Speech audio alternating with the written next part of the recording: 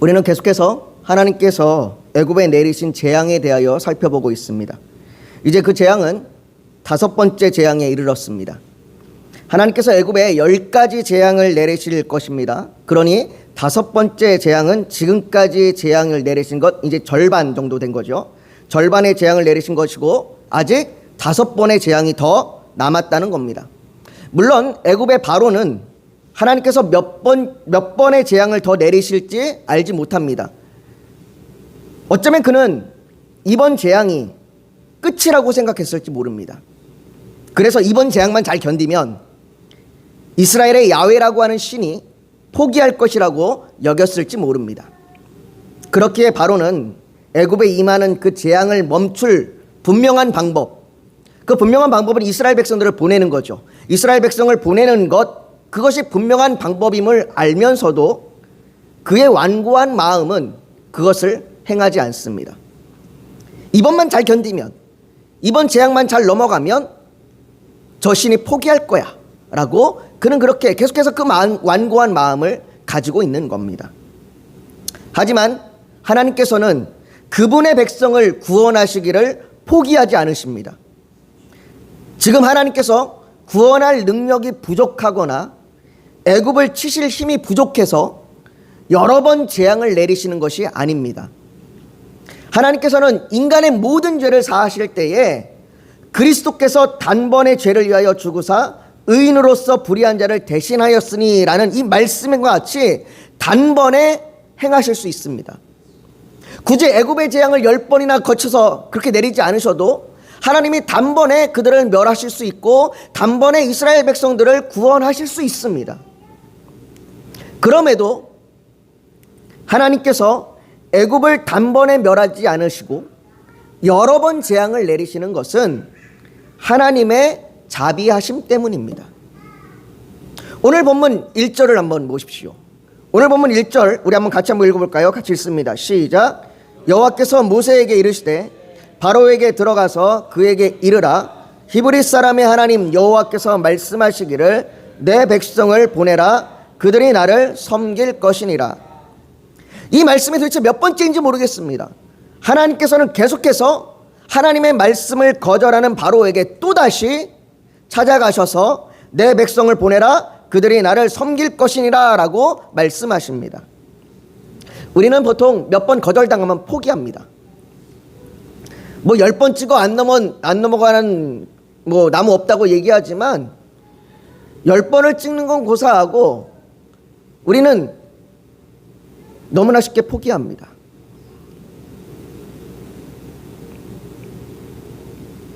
그리고 그 거절됨의 그 상처는 우리에게 깊이 뿌리 내리고 그것은 우리에게 분노가 되기도 합니다. 그러나 하나님께서는 그분의 자비를 베푸시기를 지치지 않으시고 포기하지 않으십니다. 그렇기에 하박국 선지자는 주님 앞에 기도하기를 진노 중에라도 하나님께서 내리시는 그 진노 중에라도 그의 백성들을 향한 긍휼을 잊지 마옵소서라고 기도할 수 있는 겁니다. 하나님께서 긍휼을 베풀지 않으시고 하나님이 자비를 베풀지 않으시는 분이라면 이렇게 기도할 수 없는 거겠죠. 하박국 선지자가 이렇게 기도할 수 있는 것은 그분이 긍휼을 베푸시는 분이심을 알기 때문이고 믿기 때문입니다. 이 하박국 선지자의 기도처럼 하나님께서는 애굽의 재앙을 내리시면서도 계속해서 그분의 자비를 보여주고 계시는 것입니다. 구약은 하나님의 자비와 긍휼의 역사입니다. 아담 이후의 사람들은요, 계속해서 하나님을 거절했습니다. 하나님 없이 스스로 살 수 있는 것처럼 하나님을 거절했고 자신의 원함을 위하여 자신이 원하는 우상들을 만들며 자신의 지혜로 살아가기를 원했던 그런 역사가 구약의 역사입니다. 물론 오늘날의 역사도 마찬가지죠. 그것이 이방 사람들에게만 나타나는 것이 아니라 하나님께서 택하시고 부르신 이스라엘 백성들도 마찬가지였습니다. 예수님께서 마태복음 23장 37절에 말씀하시기를 이렇게 말씀하십니다. 예루살렘아 예루살렘아 선지자들을 죽이고 내게 파송된 자들을 돌로 치는 자여 암탉이 그 새끼를 날개 아래에 모음같이 내가 내 자녀를 모으려 한 일이 몇 번이더냐. 그러나 너희가 원하지 아니하였도다. 이게 구약의 역사입니다. 이게 이스라엘 백성들의 역사입니다. 그들은 계속해서 하나님을 거절하고 하나님을 부인하고 하나님께서 보낸 선지자들을 외면하고 죽였습니다. 그러나 그때마다 하나님께서는 그들을 품으시고 안으십니다. 하나님께서는 거절하는 그들에게 하나님의 아들 예수 그리스도를 주시기까지 그 자비를 베푸십니다. 하나님께서는 우리를 향하여 전부를 주신 겁니다. 아들 예수 그리스도를 주셨다는 것은 하나님이 가지고 있는 많은 것 중에 일부를 내어주신 것이 아니라 그분 전부를 내어주신 것입니다. 우리가 성탄을 기뻐하는 이유가 무엇입니까? 우리가 아기 예수의 탄생을 기뻐하는 것은 그것이 하나님의 자비이기 때문입니다. 하나님의 영광에 이르지 못하던 우리에게 예수 그리스도를 통하여 그 영광이 이 땅에 임하였고, 죄로 인하여 자기 의를 위하여 이 땅에서 끊임없이 수고와 염려와 치열한 경쟁과 다툼, 분노, 그것으로 가득한 이 땅에 그럼에도 자기 의로 하나님과 화목할 수 없던 이 땅에 예수 그리스도를 통하여 화목의 평화가 임한 것입니다. 하나님께서는 우리가 그 자비를 기억하시기를 기뻐하십니다. 시편 103편 8절에 보면 시인이 노래하기를 이렇게 노래합니다. 여호와는 긍휼이 많으시고 은혜로우시며 노하기를 더디하시고 인자하심이 풍부하시도다. 다른 번역 성경에 보면 여기에 여호와는 긍휼이 많으시고라는 부분을 여호와는 자비로우시며 라고 번역하기도 합니다. 하나님께서는 우리가 이렇게 하나님의 그 자비와 하나님의 긍휼하심을 찬양하고 기뻐하길 원합니다. 성탄이 되었을 때 우리가 그 성탄에 그것으로 들떠있고 즐거워하는 것보다 하나님의 자비하심에 기뻐하고 찬양하고 감사하길 원하시는 것입니다. 애굽의 바로에게 내 백성을 보내라 라고 말씀하셨던 하나님께서는 오늘 본문 2절과 3절에 내가 만일 보내기를 거절하고 억지로 잡아두면 여호와의 손이 들에 있는 내 가축 곧 말과 나귀와 낙타와 소나 양에게 더하리니 심한 돌림병이 있을 것이며 라고 말씀하십니다. 이것이 5번째 재앙의 내용입니다. 하나님께서는 애굽에게 가축의 전염병, 가축의 돌림병을 재앙으로 내리십니다. 하나님께서는 바로가 이스라엘 백성들을 억지로 잡아두고 있다라고 오늘 본문 2절에는 이야기하고 있습니다. 다시 말해 바로에게 이스라엘 백성들은 바로의 것이 아니라고 말씀하시는 거예요. 네 것이 아닌데, 네 소유가 아닌데 네가 억지로 붙들고 있다라고 얘기하는 겁니다. 하나님께서는 바로에게 이스라엘이 하나님의 것이라고 말씀하고 있는 거예요. 네가 내 소유를, 내 것을 네가 억지로 잡아두고 있다. 베드로전서 2장 9절에 보면 이렇게 하나님께서 말씀하십니다. 그러나 너희는 택하신 족속이요 왕같은 제사장들이요 거룩한 나라요 그의 소유된 백성이니. 하나님은 우리를 하나님의 소유라고 말씀하십니다. 하나님은 이스라엘이 하나님의 소유라고 말씀하십니다. 그런데 바로가 그것을 억지로 잡아두고 있는 겁니다. 그렇게 하나님께서 바로에게 네가 나의 소유를 억지로 잡아두고 보내지 않으면 너의 소유를 빼앗으리라 라고 말씀하십니다. 이 당시 이 애굽 사회의 경제활동의 기반은 가축이었습니다. 물론 애굽의 농업이 중요한 것이지만 그 농업을 이루기 위해서는 역시 가축의 노동력이 필요했습니다. 사람들은 가축을 통하여 농사를 짓기도 했고 가축을 통하여 가죽과 고기와 우유를 얻었으며 그 가축으로 경제활동을 하기도 했습니다.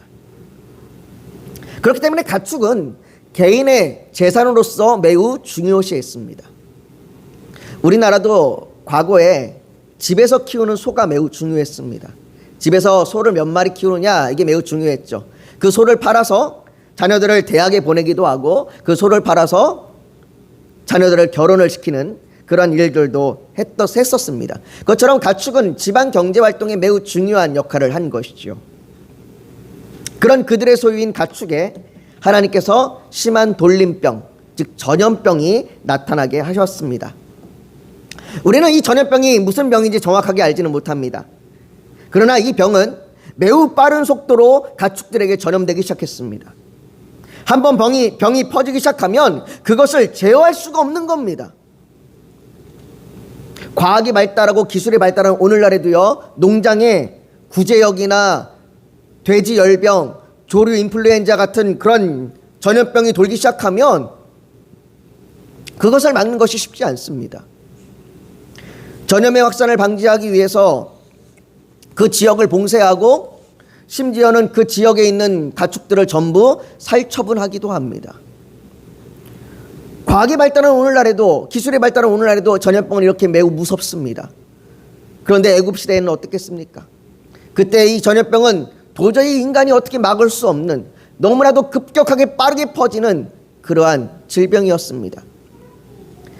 가축의 전염병이 돌자 애굽의 모든 가축은 죽었습니다. 여기서 말하는 모든이라고 하는 표현이 전부를 말하는 것은 아닙니다. 7번째 재앙을 말하는 9장 20절에 보면 바로의 신하 중에 여호와의 말씀을 두려워하는 자들은 그 종들과 가축을 집으로 피하여 들였으나 라고 말하는 것으로 아직 가축이 남아있다라는 것을 알 수 있습니다. 그렇게 오늘 본문에 얘기하는 이 모든 가축은 3절에 들에 있는 내 가축을 말하는 것으로 보거나 또는 대부분의 가축이라고 하는 표현으로 보기도 합니다. 성경에는 많은 부분에 이 대부분과 모든이라는 단어를 같이 혼용하여 쓰는 경우들이 많습니다. 그래서 대부분이라고 보기도 합니다. 또 어떤 학자들은 20절에서 남아있는 가축이 5번째 재앙으로 죽은 말과 소나 낙타, 양을 제외한 나머지 가축들, 조류이든지 또는 돼지라든지 이러한 나머지 가축을 얘기하는 것으로 그렇게 보는 견해들도 있습니다. 여하튼 중요한 것은 애굽의 모든 가축이 죽는 죽음이 임했다는 것입니다. 애굽의 죽음이 임했습니다. 그들의 소유가, 그들의 재산이 죽음으로 바뀌었습니다. 그러나 아직은 그들의 소유물의 죽음일 뿐입니다.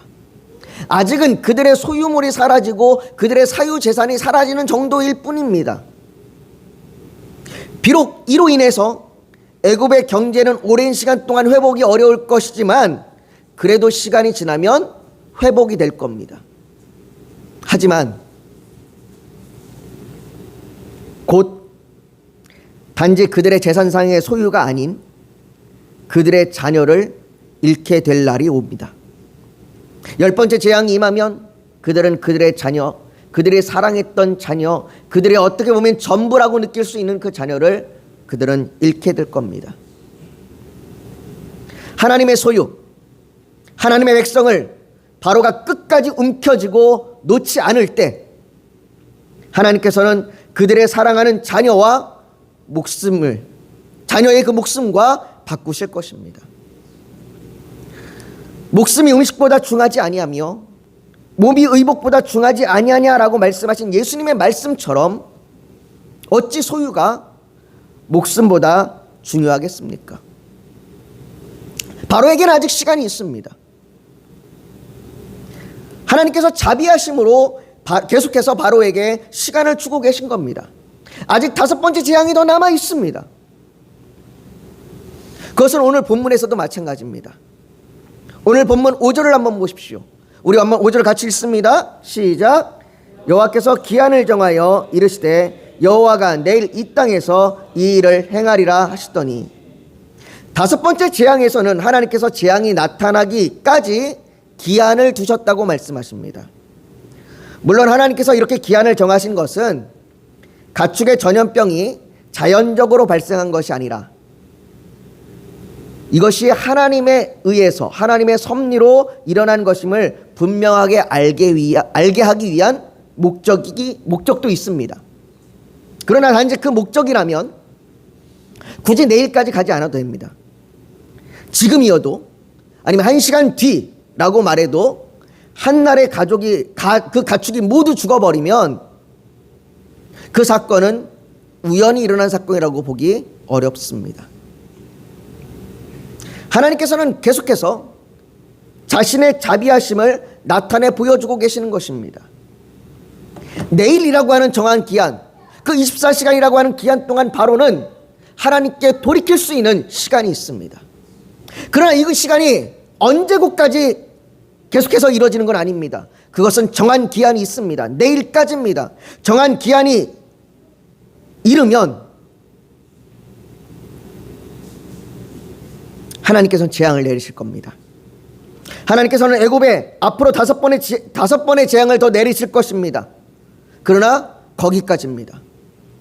마지막 10번째 재앙이 임할 때 하나님께서는 자신의 소유를 찾으시고 애굽의 소유를 빼앗으실 것입니다. 오늘 하나님께서 정한 기한, 내일이라고 하는 기한이 이르면 그때도 하나님께서는 그 가축의 목숨을, 가축의 생명을 다 빼앗을 것입니다. 정한 기한이 있다는 것을 우리는 기억해야 합니다. 마태복음 22장에 보면 예수님께서 자기 아들을 위하여 혼인잔치를 베푼 어떤 임금에 대한 비유를 하십니다.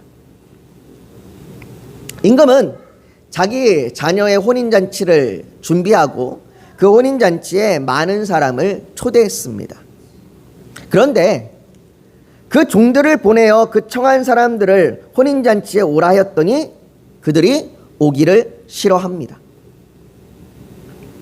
임금은 다시 종들을 보냅니다. 거절했던 그들에게, 우리가 그 잔치에 가기를 싫습니다라고 거절했던 그들에게 다시 한번 종들을 보내어 그들을 다시 초대합니다. 그랬더니 그들이 돌아보지도 않고 한 사람은 자기 밭으로, 한 사람은 자기 사업하러 가고 그 남은 자들은 종들을 잡아 모욕하고 죽였습니다. 이런 사람들은 어떻게 하면 좋겠습니까? 예수님께서는 임금이 노하여 군대를 보내어 그 살인한 자들을 진멸하고 그 동네를 불사르고라고 말씀하십니다. 사람들은 그 불타는 동네를 바라보며 오히려 임금이 악하다고 말합니다. 그들은 자신들이 한 것은 깨닫지 못하고 그 임금의 처사가 불합리하다고 얘기하고 임금이 잔인하다고 이야기합니다. 바로도 마찬가지입니다. 오늘 본문 7절에 보면 바로가 사람을 보내어 본즉 이스라엘의 가축은 하나도 죽지 아니하였더라. 그러나 바로의 마음이 완강하여 백성을 보내지 아니하리라 라고 말합니다. 바로는 하나님의 자비하심을 알지 못하고, 바로는 하나님의 은혜를 깨닫지 못하고, 바로는 하나님의 그 진노가 어떠하신지를 알지 못합니다. 바로는 계속해서 그 완악한 마음으로 하나님과 대적하는 겁니다. 그는 재앙을 보며 그 가축의 목숨이 다 빼앗기는, 가축의 소유를 다 잃어버리는 그 재앙을 보며 하나님께 엎드리기보다는 분노합니다. 자신이 이스라엘 백성들을 보내지 않은 것에 대하여 생각하기보다 오히려 이렇게 재앙을 내리는 신이 악한 신이라고 화를 내는 겁니다. 바로는 하나님의 자비하심에 대하여는 전혀 보지 못합니다. 그렇게 재앙이 계속되어도 그 재앙으로 일어난 결과들을 보며 일시적이고 우연이라고 생각합니다. 조금 지나면 다시 괜찮아질 거라고 생각합니다. 마치 술을 잔뜩 마신 다음 날 숙취로 인하여 잠시 괴롭지만 조금 지나면 다시 괜찮아질 것이고, 그렇게 또다시 술을 마시는 사람처럼 그렇게 죄에 대하여 둔감하고 죄와 멀어지기를 싫어하여 개가 그 토하였던 것에 들어가고 돼지가 씻었다가 더러운 구덩이에 도로 누웠다는 말이 그들에게 응하였도다라는 이 말씀과 같이 반복하여 그 더러움 가운데, 그 죄 가운데 들어가는 겁니다. 그런 그들에게 하나님의 자비하심은 보이지 않습니다. 사랑하는 성도 여러분, 때때로 우리의 삶에도 어려운 일이 생깁니다. 이유를 알 수 없는 고난이 찾아오기도 하지만 때로는 나의 죄로 인하여 나쁜 결과들이 나타나기도 합니다. 삶의 어려운 일들로 우리는 힘들고, 그래서 어쩌면 하나님께 화를 내고 있을지도 모릅니다. 하나님, 어찌하여 내 삶만, 내 인생만 이렇습니까? 그렇게 하나님께 우리의 분노를 토하고 있을지 모릅니다. 그러나 우리는 그 과정에서 하나님의 자비하심을 보아야 합니다. 하나님께서는 자비하심으로 죄로 인한 일시적인 결과들을 견디게 하시며 그 일을 통하여 애통함 가운데 죄를 깨닫게 하시고 멈추게 하시며 돌아서게 하시는 은혜를 주십니다.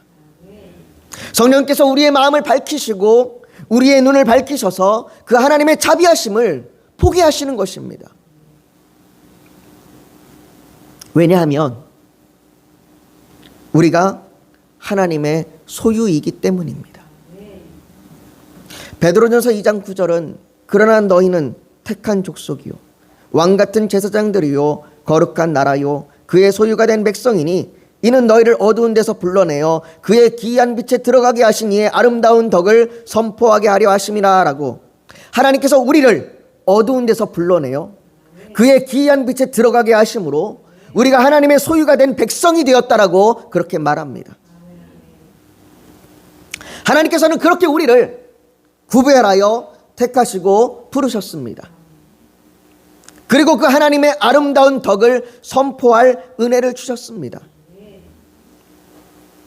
여기서 아름다운 덕을 선포한다는 건 우리가 나가서 전도해라 이런 이야기가 아니라 우리가 그 하나님의 은혜에 의하여 기뻐하고 감사한다는 겁니다. 하나님이 내게 베푸신 그 하나님의 자비와 은혜로 인하여 내가 오늘도 하나님 앞에 나아갈 수 있습니다라고 고백하는 겁니다. 그것이 오늘 본문이 말하는 또 한 가지입니다. 오늘 본문 4절에 보면 여호와가 이스라엘의 가축과 애굽의 가축을 구별하니니 이스라엘 자손에게 속한 것은 하나도 죽지 아니하리라라고 말씀하십니다. 하나님께서는 지난 네 번째 재앙과 같이 이번에도 이스라엘의 고센 땅을 구별하셨습니다. 이스라엘 백성들은 그들의 소유를 잃지 않습니다. 왜 그렇습니까? 하나님의 자비하심 때문입니다. 이스라엘 백성들이 특별해서가 아닙니다. 이스라엘 백성들이 뭔가 하나님 앞에 특별해서 뭔가 특별히 잘해서 하나님이 그들을 구별하신 것이 아니라 하나님의 자비하심으로 구별하시는 겁니다. 사실 이스라엘 백성들이나 애굽 사람들이나 별 차이 없습니다. 그들은 똑같습니다. 그들은 400년이라는 시간 동안 똑같은 문화에서 똑같은 생각들과 똑같은 가치관으로 살았습니다. 그러나 하나님께서 그들을 구별하시는 이유는 하나님의 자비하심 때문입니다.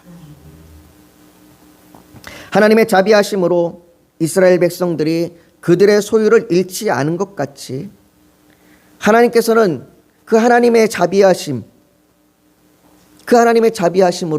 그분의 백성을 잃어버리지 않으십니다. 예수님께서는 요한복음 6장 38절과 39절에 이렇게 말씀하십니다. 우리 한번 같이 한번 읽어볼까요? 시작. 내가 하늘에서 내려온 것은 내 뜻을 행하려 함이 아니요 나를 보내신 이의 뜻을 행하려 함이니라. 나를 보내신 이의 뜻은 내게 주신 자 중에 내가 하나도 잃어버리지 아니하고 마지막 날에 다시 살리는 이것이니라. 하나님께서는 우리에게 말씀하십니다. 내가 하나도 잃어버리지 아니하리라. 내가 하나도 잃어버리지 아니하리라. 사랑하는 성도 여러분, 하나님께서는 그분의 소유된 백성, 그분의 자녀, 그분의 택하신 자들을 하나도 잃어버리지 않으십니다.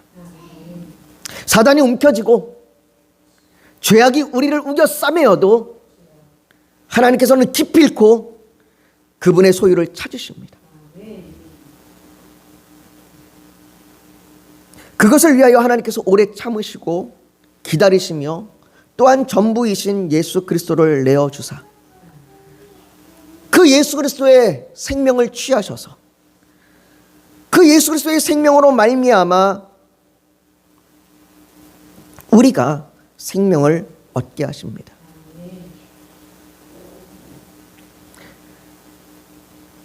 우리는 그 예수 그리스도로 말미암아 평화를 잃지 않을 겁니다. 우리는 그 예수 그리스도로 말미암아 그 하나님의 자비하심으로 말미암아 우리는 잃어버림 바 되지 않을 겁니다. 그렇게 이제 우리가 곧 맞이할 성탄은 하나님께서 그분의 소유된 백성, 그 소유된 백성을 하나도 잃어버리지 않으시겠다는 그 하나님의 자비하심이 나타난 날입니다. 성탄은 내가 너를 나의 자비로 잃어버리지 않겠다라고 선언하신 그 날입니다. 그러니 그날 우리가 예수 그리스도를 통하여 우리를 하나님의 소유가 되게 하신 그 하나님의 아름다운 덕을 선포하기를 원합니다. 성탄에 대여 그날이 하나님의 자비를 봅니다. 하나님이 나를 잃어버리지 않으심을 내가 봅니다. 하나님이 나를 그렇게 택하여 하나님께서 소유된 백성 되게 하심을 내가 기뻐하고 즐거워합니다. 그렇게 예배하길 원합니다. 사랑하는 성도 여러분, 여러분들은 하나님의 소유된 백성입니다. 하나님이 여러분들을 결코 잃어버리지 않으실 겁니다. 그 어떤 것이 여러분들을 움켜쥐고 그 어떤 것이 여러분들을 사로잡을지라도 하나님은 반드시 그것에서부터 여러분들을 빼앗아 여러분들을 하나님의 소유로 삼으실 것입니다. 오늘 우리가 그 하나님께 기도하며 나아가길 소망합니다. 하나님, 내가 하나님의 소유된 백성임을 고백합니다. 하나님께서 나에게 전부를 내어주셔서 예수 그리스도를 내어주셔서 나를 하나님의 소유된 백성 삼으셨습니다. 하나님이 나를 그렇게 구별하시고 나를 택하여 주셨습니다. 내가 그 하나님의 자비하심 가운데 나아가 하나님께 은혜를 구합니다. 내가 오늘 그 하나님의 백성됨을 깊이 깨닫게 하여 주시고 그것으로 인하여 기뻐하고 즐거워하게 하여 주시옵소서. 우리가 오늘 그렇게 주님 앞에 지금 기도하며 나아가길 원합니다. 우리 이 시간 우리 교회 온 마음을 다하여 온 힘을 다하여 우리가 합심으로 같이 선언하며 기도하며 나아갑니다. 같이 기도하겠습니다. 여러분 잠시 고개 숙여도 묵상하기를 원합니다. 오늘 하나님 앞에 하나님, 내가 하나님의 소유된 백성입니다. 하나님은 결코 나를 잃어버리지 않으십니다. 사단의 모든 것을 무너뜨리시고 사단의 모든 것을 박살낼지라도 하나님은 그것에서부터 하나님의 소유된 백성인 우리를 찾으십니다. 성탄은 그 하나님의 자비하심이 나타난 날입니다. 우리가 그 하나님의 자비하심을 기뻐하고 즐거워합니다. 우리가 그 소유된 백성임을 찬양합니다. 그렇게 고백하는 우리의 신앙의 고백이 있다면 가슴에 손을 얹어서 하나님 앞에 표현하시길 원합니다. 또 오늘 예배를 드려 나오면서 기도의 제목 소원이 있어서 주님께 맡기기를 원하신다면 손을 포개에 얹기를 원합니다. 육신이 연약하면 연약한 곳에 믿음으로 손을 얹으십시오. 오늘 하나님께서 성령으로 우리 사이를 운행하시며 우리를 만지시고 치료하여 주실 줄 믿습니다. 거룩하신 아버지 하나님, 하나님께서 우리를 하나님의 소유로 택하시고 부르셨습니다. 때때로 우리는 죄악 가운데 있고 때때로 우리는 연약함 가운데 있고 때때로 우리는 우리의 분노 가운데 하나님을 원망할지라도 하나님은 결코 우리를 포기하지 않으십니다. 결코 우리를 놓지 않으십니다. 바로에게서 그의 백성을 취하셨듯이 하나님은 반드시 우리를 취하십니다. 하나님의 그 자비하심이 우리 가운데 나타났습니다. 성탄이 그 하나님의 자비하심이 나타난 날이요 그 하나님의 전부를 내어주심으로 우리를 취하신 날입니다. 아버지 안에 우리가 그날을 기뻐합니다. 우리가 그날을 찬양합니다. 우리가 그 하나님의 자비하심 앞에 우리의 모든 것을 내어드리며 예배합니다. 아버지 안에 우리의 예배를 받으시고 우리의 찬양을 받으시고 우리의 헌신과 우리의 고백을 받아주시옵소서. 하나님, 그렇게 가슴에 손을 얹어 표현했습니다. 이 표현 가운데, 이 고백 가운데 함께 하여 주시고 하나님, 우리가 하나님의 그 소유된 백성임을 더 깊이 알게 하여 주시옵소서. 그것으로 감격하며 즐거워하게 하여 주시옵소서. 아버지, 또한 이 시간 주님 앞에 우리의 기도 제목을, 우리의 간구를 주 앞에 올려드리며 고백합니다. 아버지 하나님, 하나님께서 선한 길로 인도하여 주시옵시고 하나님의 그 선한 뜻이 우리의 삶 가운데 나타나게 하여 주시옵소서. 아버지, 또한 우리의 질병을 치료하여 주시옵소서. 우리의 마음의 상처를 회복시켜 주시옵소서. 성령님께서 우리의 마음과 우리의 육신을 만져주시옵소서. 그래서 우리에게 회복의 역사가 속히 일어나게 하여 주시옵소서. 하나님, 이 시간 그렇게 고백하는 모든 고백과 모든 기도 가운데 하나님의 한량없는 은혜와 한량없는 자비를 내려 주시옵소서. 모든 것 주 앞에 올려드리며 예수님의 이름으로 기도하옵나이다. 아멘.